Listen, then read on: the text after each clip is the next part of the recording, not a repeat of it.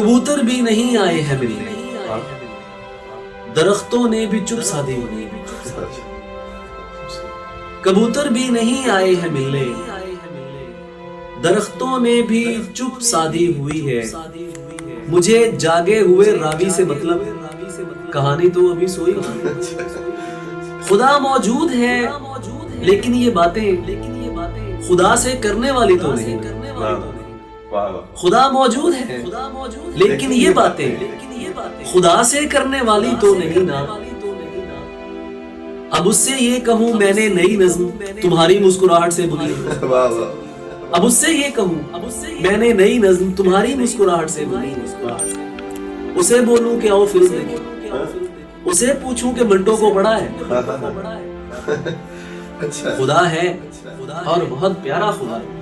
मैं उससे कुछ भी कह सकता हूँ लेकिन मेरी जाना ये बातें खुदा से करने वाली तो ये सब बातें तो मैं तुमसे कहूँ कि तुम उंदलस की तीखी धूप जैसी कहीं तहलील मुझ में हो गई। ये तुम जो रंग हो मेरे लहू का जो कॉफी पी के फिर से सो गई।